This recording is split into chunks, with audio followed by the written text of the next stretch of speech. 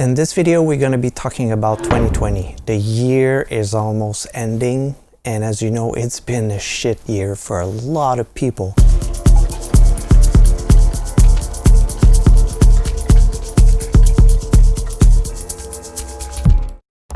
So I thought I would be sharing a little bit of what I've seen with my clients, also my friends that are musicians, and myself. I've been going through that.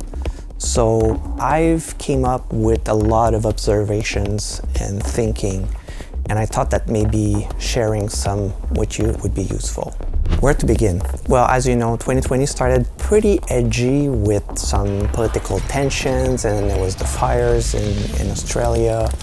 And for the first time in 5 years, I was like, okay, I'm gonna go on vacation. I went vacation in the South, in the Caribbean. And when I was there, I was like, just before we left, there was like the pandemic starting, and I was like, I'm not sure it's gonna be a safe thing to be here. And I felt like I needed to go back to Montreal, but at the same time I was booked to play at that festival called SXM.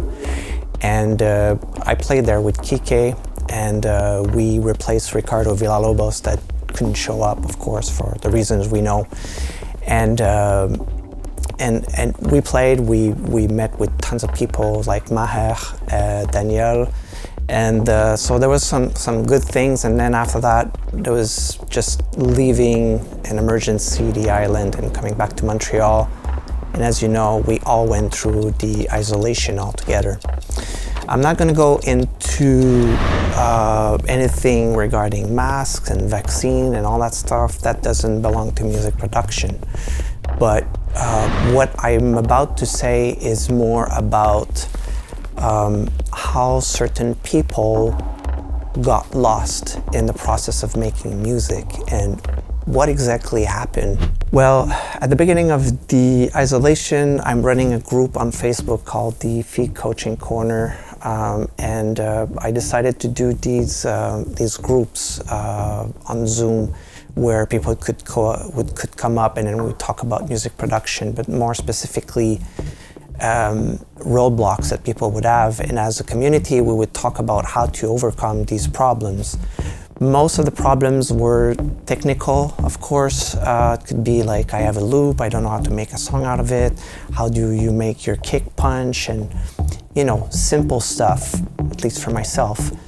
And after a while, I noticed that after doing a few groups, the number of attendees dropped dramatically from eventually no one.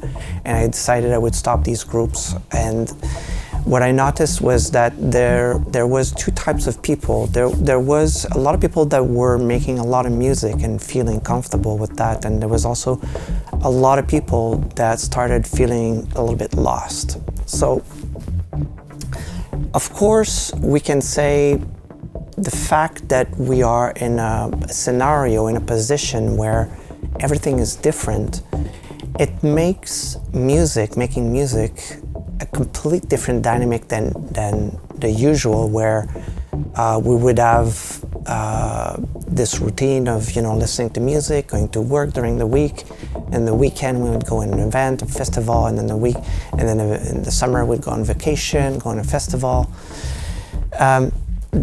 That got broken, as we know, and now, you know, like a lot of people were forced to be in the studio. And what was interesting was a lot of artists that were touring a lot now live the same situation as people that don't tour, what they go through. And they faced what it is to be caught inside your studio and not know what's going to be happening. And I think for a lot of these bigger names, there was like a dose of humility that came to reach them, or at least most of them, I hope. And for a lot of producers like me and younger artists that don't tour so much, or not at all, should I say, it's nothing different. We are in studio, we're making music, and we don't really know what's going to happen. So it's not really different than the pandemic. Where it becomes a problem, or where it becomes tricky, is the purpose. And to make music, you kind of need a purpose. You need a direction.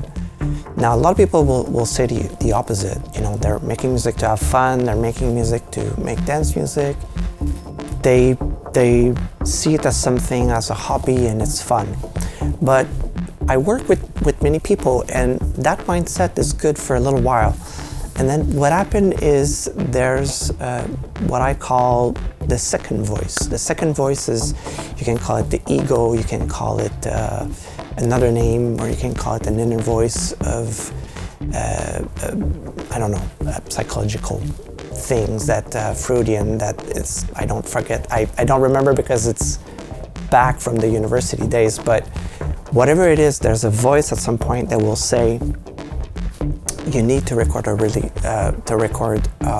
music and put it on vinyl, or you need to be on that label, or you need to be played by that artist, or you need to play in that festival.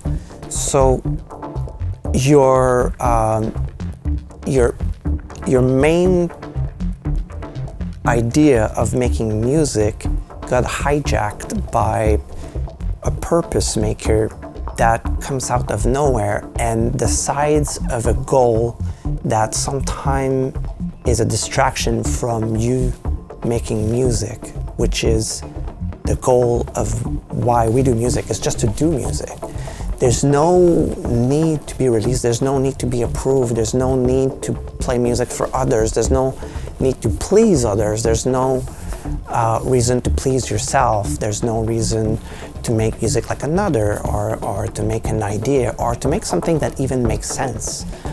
All these approaches or views or criteria of music making are made up ideas of the mind itself. Where it comes from, it's hard to say, but it can be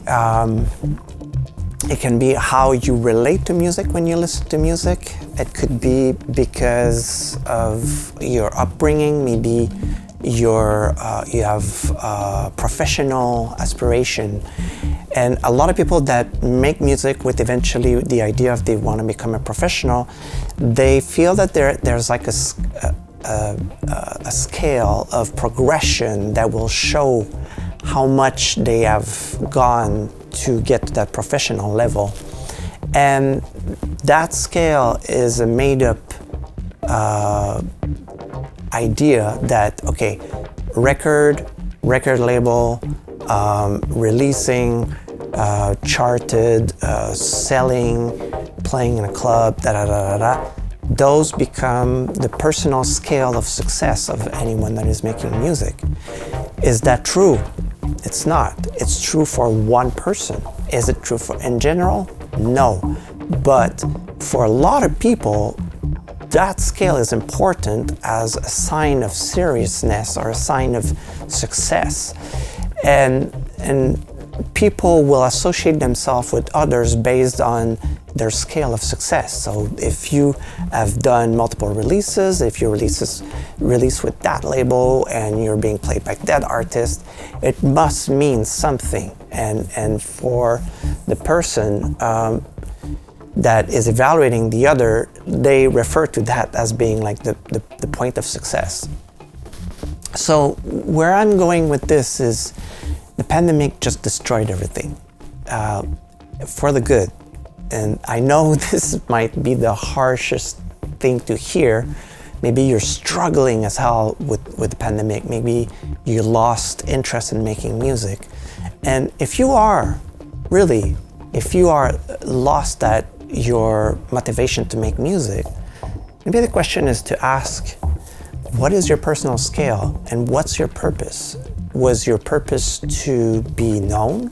Was your purpose to make money? Was your purpose to make music heard by certain DJs, certain labels? Maybe it is. Is it good? Is it bad? None. There's nothing. These purposes are important because it's what gives you the drive to make something. And you kind of need one. If you don't have one, you're just gonna go like a bit random. And when you go a bit random, well, you don't really achieve anything. And then your mind at some point will evaluate what you are, where you are, and will compare yourself to others, to songs, and be like, I'm nowhere. And that will be interpreted as a sign of failure. And so what I see a lot of musicians is they have either purposes that are sometimes too big, or they have purposes that you cannot quantify, such as, I want to be good. What is good? I don't know what's good. I want to be known. Does that go with the number of likes that your track has? These criterias are not useful because they don't, they're not a sign that you have reached your goal. So if you, let's say, want to release on a label and you got signed, that's a precise goal that you can quantify, because if you get signed, then yes, it worked.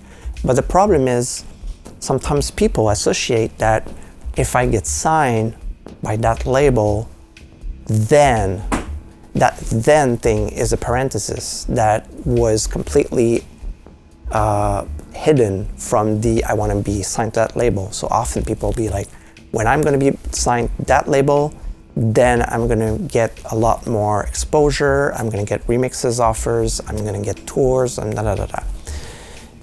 Maybe when you start making association that if you do this, then this will happen, you're setting yourself for a lot of frustration, because there's no sign that this will happen. It's not like if I put water on the fire, it will put off the fire. It will happen all the time. But for music production, for music career, these things you cannot control and you cannot know where it's gonna go. It might backfire actually, you don't know. And the thing is also, there's not an end point to a road. Everything is just milestone and you're kind of just flowing. So why do I say that the pandemic was a good thing in a way? Because if you destroy all the silly stories and the silly scales and silly goals and all that, what is left? Making music. Making music for who? For yourself. You're in isolation. Maybe for a few friends. Maybe you want to stream yourself. Fair enough.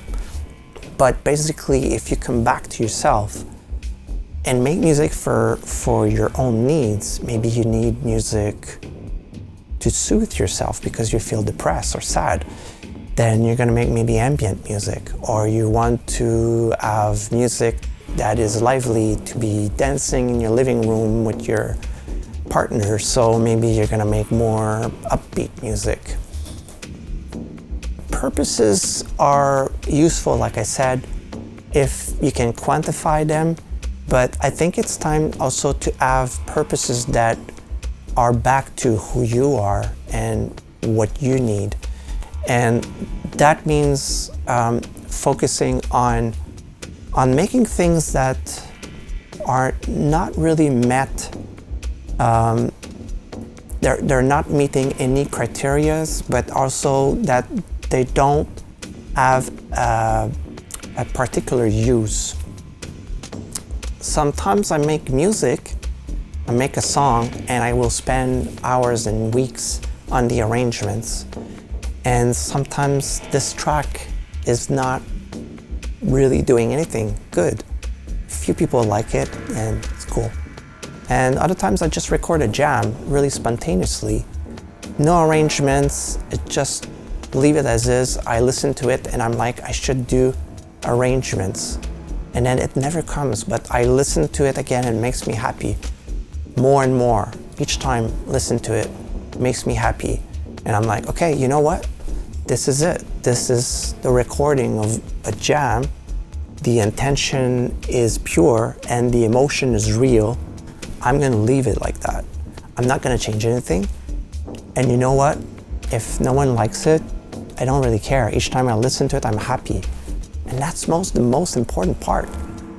And I think, the good thing and the bad thing about having all these amazing tools on the internet, such as SoundCloud and Splice and Facebook, of course, and Instagram to get known, to build a career and all that is really, it's great, but honestly, it's also creating an illusion that you are building something.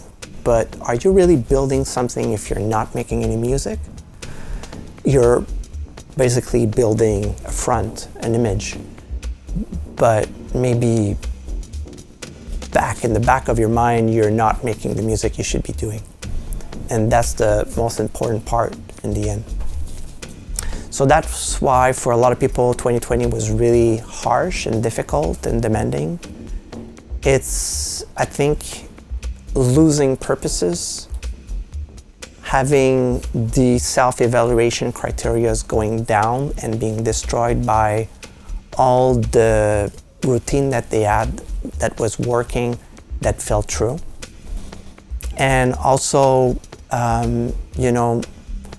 maybe the lack of networking and the lack of human contact is not helping at all. And of course, we know that humans are social, and just social online is not enough for a lot of people. I'm kind of okay with it because I'm a nerd, but that's not the case for everyone. And in my case, I was doing the weekly beat challenge at the beginning of the year where I would do one song a week. I wanted to do that through the entire year. Eventually, during the pandemic, that just went down the drain. I just couldn't do it anymore.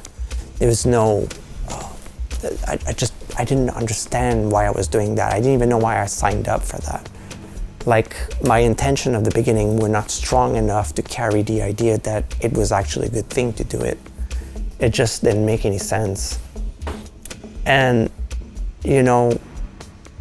if I would do it again, that challenge of making one song a week, I would really need like a really strong motivation in the beginning, something that would motivate me throughout the entire year.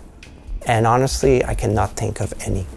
Right now I'm making music for myself, and I don't feel like I need to commit to an agenda or to something where I have to prove or to deliver something for someone else.